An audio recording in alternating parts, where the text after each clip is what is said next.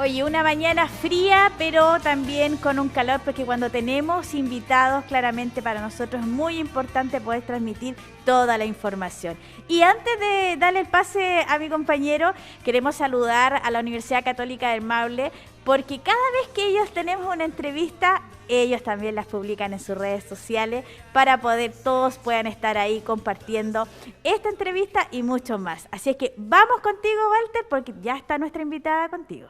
Sí, tengo a Carolina Danek, ¿está bien pronunciado? Sí, Carolina Danek al otro lado de la pantalla. Vamos a hablar de un tema complejo porque en nuestra sociedad occidental también la muerte no es un tema que conversemos a diario, ¿no? Es un chiste fome, pero lo postergamos finalmente, lo postergamos hasta que ya es inevitable. Y en pandemia, claro, tenemos que además de todos los problemas psicológicos que estamos teniendo por el encierro, por la falta de roce social, la falta de encontrarnos con los seres queridos, más encima abordar un tema tan complejo como es la pérdida de seres queridos a causa del COVID-19, que hasta hace poco tiempo eran generalmente adultos mayores, hoy día es muy azaroso. ¿Cómo estás, Carolina? ¿Cómo estás, Carolina? Muy bien, gracias. ¿Cómo estás tú?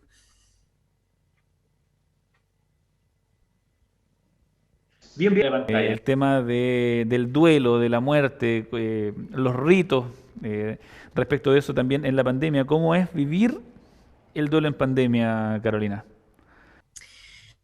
Bueno, la experiencia, por lo menos que me ha tocado presenciar a mí o ver un poco en la clínica, ha estado complejo, ha estado bien complejo porque, como bien dices tú, hay ciertos rituales asociados, ¿cierto? Que son muy importantes para nosotros, para los seres humanos, que tienen que ver con nuestros rituales de despedida, que tienen que ver, y no solo con muerte, fíjate que no solo con pérdidas actuales, digamos, en el tiempo de la pandemia, que si bien han sido muy importantes y muy impactantes, también tiene que ver con los rituales que se hacen en el tiempo. Por ejemplo, la gente que ha perdido, no sé, casos que me han tocado a mí, su madre, su padre, su hijo, y que están acostumbrados a ir a los cementerios, ¿cierto? O tener así una especie de ritual o de compañía respecto de lo que ha significado la pandemia, que eso se interrumpe absolutamente en la pandemia. O sea, la cantidad, hoy día un velorio, por ejemplo, no está permitido, hoy día las entradas al cementerio están restringidas,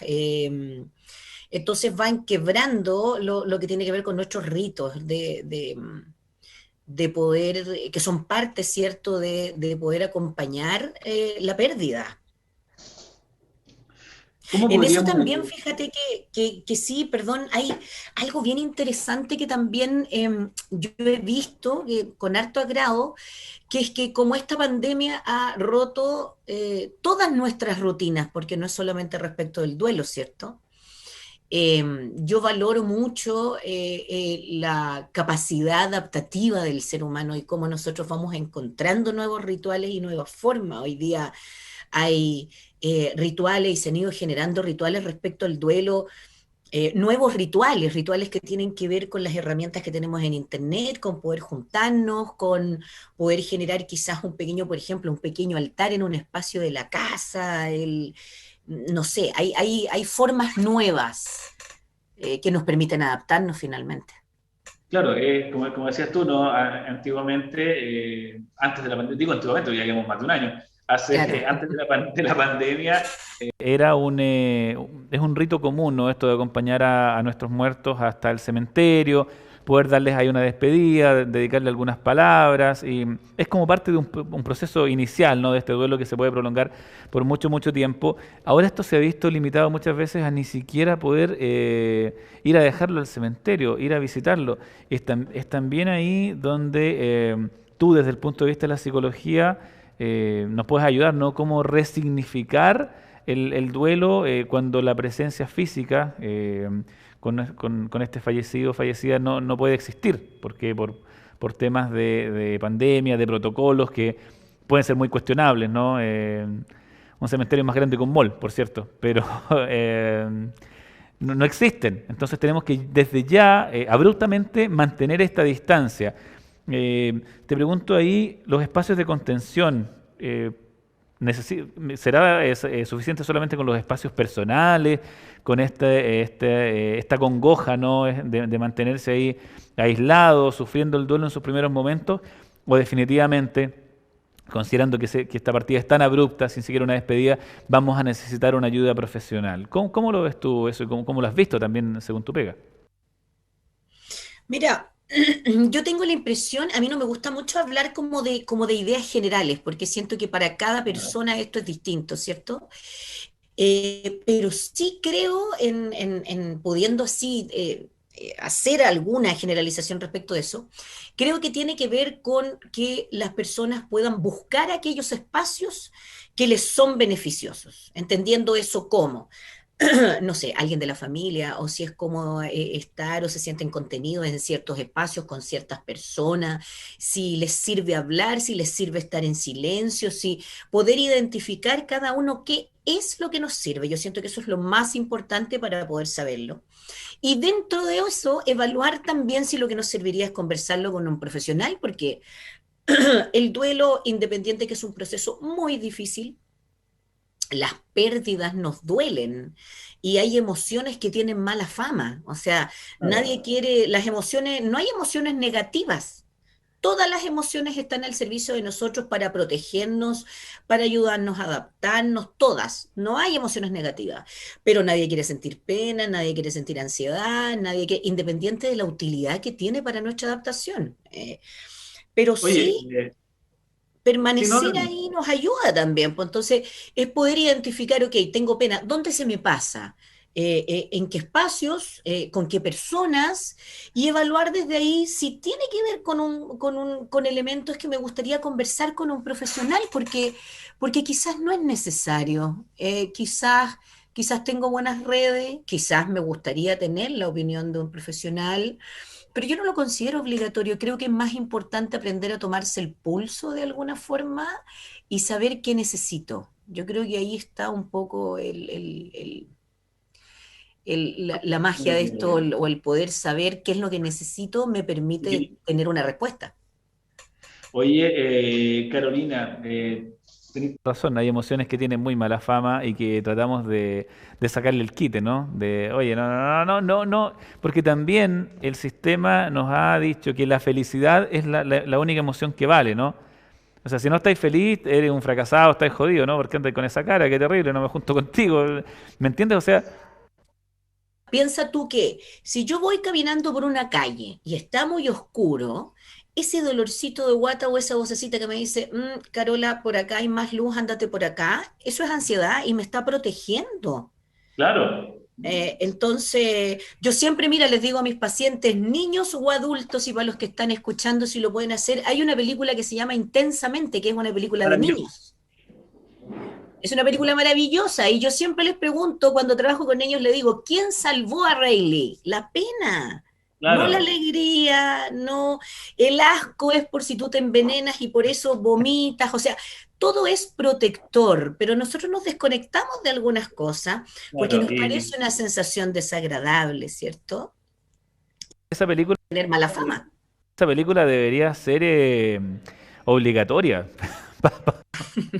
Está muy bien ¿Sí? ejecutada y muy simplificado también el tema de las emociones, ¿no? ¿No? Ahí nos damos cuenta de que, claro, en la sociedad en que vivimos la alegría está sobrevalorada, por así decirlo, ¿no? Eh, claro, claro, y se cree el cuento también, ¿no? En la película. Y la rabia también nos sirve como válvula de escape y es necesaria. Entonces, quizás la represión de todas las emociones en esta búsqueda de estar siempre contento, gente cae muchas veces en los excesos para poder estar bien. Y no será también que la depresión es parte de eso, ¿no? De no asumir oye, yo quiero estar triste y bueno, voy a estar triste todo lo que quiera hasta que llegue otra emoción a mí y voy a cambiar. Pasa un poco también ahí específicamente con el tema de la depresión. Es que efectivamente, como tú dices, con esta percepción, digamos, bien negativa de la pena, también de alguna forma yo siento que la depresión está así como, bueno, lo ocupamos todo, así como amaneciste, media depre, es como, no existen los bajones, no existe la Claro, pena, todo es siempre arriba. depresión.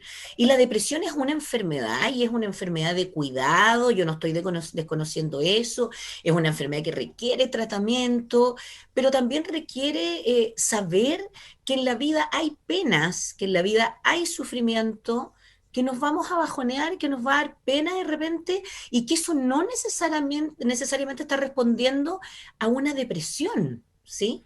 Sí, Y porque y y está bien la corrección, porque la depresión, de hecho, según yo entiendo desde mi más absoluta ignorancia, soy comunicador, no psicólogo, pero tiene que ver con que se deprimen todas las emociones. O sea, no hay una exacerbación de ninguna, no es como estar en un estado un poco de congelamiento, según yo entiendo. No,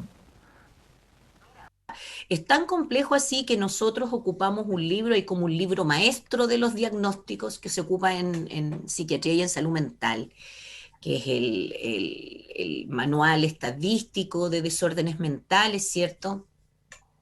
Y cuando tú revisas cómo hacer el diagnóstico de la depresión, hay que cumplir con una cantidad de condiciones no menor, fíjate, y condiciones bien ambivalentes. El libro te dice que hay un aumento de peso en tanto periodo de tiempo o que hay una disminución de peso en tanto periodo de tiempo. ¿Por qué? Porque además la cantidad de síntomas que puede tener la gente es inmensa, porque la realidad de cada uno es particular, pero aquí hay un listado y tienen tiempos y si tú te excedes de ese tiempo cambia el diagnóstico y si es menos entonces no lo tiene. Entonces, no es algo como que tú te sientes a hablar con alguien y diga, ah, depresión. No es tan simple.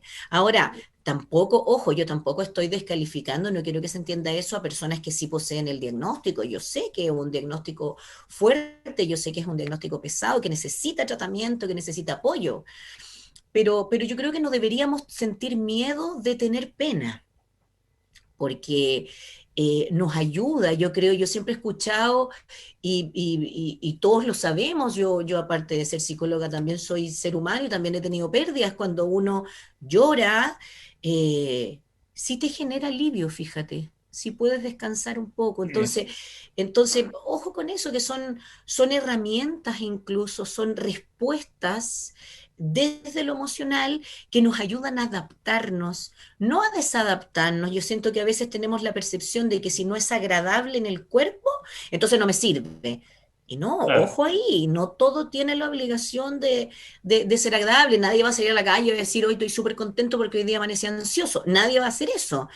Pero sí saber qué, po. O sea, si te amaneciste más ansioso, algo te quiere comunicar esa ansiedad, algo te quiere decir por algo apareció, entonces pensarla, y yo creo que ahí está el nexo para mí súper potente, que es que para hacer eso tenés que estar como bien conectado contigo, y yo siento que esto, sobre todo hoy día en pandemia, esto de lo que nos pasa con los trabajos los trajimos a la casa está junta con el trabajo, los niños, las cosas en la casa, entonces decirlo hoy día a alguien, sí, y deje tiempo para conectarse con usted mismo, o sea, no me van a hacer caso, digamos, pero de tratar, no imaginarse esta meditación quizás trascendental, no, preguntarse así qué me pasa, cómo estoy, me duele la guata, ¿por qué? Y no pasar así soplado, digamos, por arriba de eso, eh, Claro.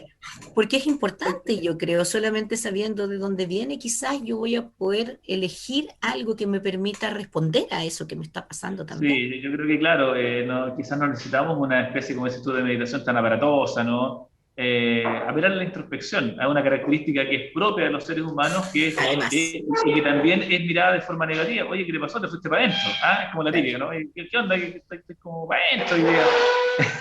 Y, Bueno, y, y específicamente el tema del duelo, yo creo que la persona que tenía una pérdida debe pedir explícitamente a su medio que se respete su forma de vivir el duelo, porque a mí me ha pasado mucho, ponte tú ahora en pandemia, con pacientes adultas que han tenido pérdida y que la gente está que, mira que juntémonos hoy día y que te voy a hablar de no sé qué cosa para que pienses en otra cosa, para que no hables de no sé qué, para que claro, no llores por... No, pues si ella quiere pensar, quiere llorar, quiere hablar de está eso, bien. no la, estamos ayudando en el fondo, que no me cabe duda que es una ayuda desde todo el cariño y el amor que alguien te puede tener, pero también tenemos que atrevernos a decir que no es eso lo que necesitamos. Oye, hablando del tema del duelo, algo tan personal, ¿cierto? Que claro, quienes somos más adultos a lo mejor podemos vivirlo de forma más individual. Ojo que a ver, el duelo es individual, ¿no? Porque es interno. Se externalizan las emociones, pero internamente uno va llevando este caminar que también es emocional, que también es neurológico, ¿ah? Porque hay ciertas funciones ahí que se exacerban más que otras. Pero, claro, el acompañamiento a lo mejor tiene que ser menos intrusivo, ¿no? Como dices tú. O sea, no, oye, pero ¿cómo vaya a estar triste? Ya, pues levántate. Eso también hace sentir mal al otro, ¿no? Porque lo estás obligando a hacer algo que, primero para lo que no quiere y lo otro no está preparado también. Sí, por supuesto, ya el respeto de los tiempos de cada uno también, en lo que hablamos un poquito antes los dos, o sea, para los dos lados, así mira, ya llevas mucho tiempo sufriendo, como también aquellos comentarios que te dicen, oye, deberías sufrir más. Esos comentarios también Claro, existen. claro. Oye, siento que ha sufrido poco, yo creo que me lo... Claro, deberías llorar más, o no deberías Claro. salir, o no deberías hacer esto, o no deberías... No, yo creo que son los tiempos de cada persona y si uno mismo no aprende a respetar sus tiempos, es difícil que otro los haga. Claro, oye, es un tema que nos da para un programa entero, ¿ah? Estoy acá para hablar de la muerte como un concepto, que también la revivimos y es inevitable, eso está más que claro. Con los niños, ¿cómo lo hacemos con el duelo? Porque a veces, no sé, hay pérdida de una madre, de un padre, de un abuelo, y los niños también se ven afectados, no tienen todas las herramientas desarrolladas, y nosotros también estamos sufriendo este duelo, ¿cómo compatibilizamos esta responsabilidad de mantener a nuestros hijos estables, por así decirlo, y nosotros también? Muy buena pregunta porque como bien dices tú, el desarrollo cognitivo, es decir, el desarrollo de su cerebro y la capacidad de pensamiento que los niños tienen, definen a ciertas edades incluso a qué concepto de muerte pueden entender. Niños pequeñitos, por ejemplo, chiquititos de, no sé, de 5 de 6 años, nos va a costar mucho más la comprensión porque es un pensamiento más concreto. Con niños de más de 10 años ya hay más abstracción. Entonces, yo creo que sí, lo importante, porque los papás no tenemos por qué saber, digamos, si no somos psicólogos, no somos del área, no tenemos por qué saber en qué etapa está mi hijo ni cómo piensa, ¿sí? Pero sí conocemos a nuestros niños, entonces sabemos más o menos cómo funcionan. Entonces, lo mismo que hablábamos antes, responder a la necesidad y no a la regla general. Si el niño está triste o si lo ven muy, con algún cambio respecto a de cómo era esencialmente. Un niño que se deprime puede presentar una disruptividad conductual, no necesariamente melancolía, no necesariamente va a estar triste, puede que se ponga más desordenado o que se ponga más agresivo o que porque está tratando de manejar esa emoción. Entonces hay que traer rituales que para ellos sean útiles. Por ejemplo, ¿qué cosas se han hecho en pandemia? La cajita de los tesoros de mi recuerdo con Carolina, que es la persona que yo perdí, y en una cajita empiezo a juntar cosas y se transforma en mi caja de los tesoros, un altar pequeñito en una esquina, el poder generar un lazo, un dibujo, algo que yo pueda colgar en la puerta para saber que tengo una pérdida. Los niños son muy gráficos y les sirve mucho la expresión que tiene que ver con dibujo, la expresión que tiene que ver con juegos. Es nuestra mejor forma de acompañarlos desde la conversación, el abrazo. Es importante, pero tenemos que recordar que los niños, sobre todo entre más pequeños son, tampoco van a retener una conversación de media hora ni están dispuestos y no es lo más entretenido del mundo tampoco. Entonces tenemos que ajustar nuestras estrategias a lo que el niño que estamos mirando necesita, que si te fijas es lo mismo que estamos hablando en los adultos.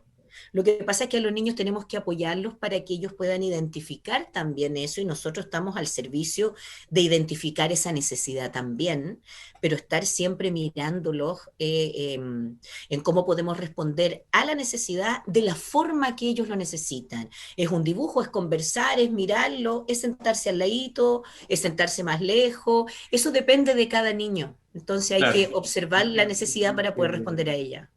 Tenemos que ir manejándolo. Bueno, Nos gustaría de verdad seguir con este tema contigo, a ver si nos entregas ahí una nueva media hora de tu tiempo, quizás 1 hora, 3 horas de programa, no sé. Ahí lo podemos manejar. Te agradecemos muchísimo Además. y damos una muy buena tarde también. Muchas gracias, Carolina Danek, psicóloga de la Universidad Católica del Maule. Que tengas un muy buen día. A ustedes, muchas gracias. Gracias, chao, chao. Estoy Chao. contigo. Estás al otro lado del set ya con invitados. Esto no para, no se detiene. 11 de la mañana con 32 minutos, justo a tiempo.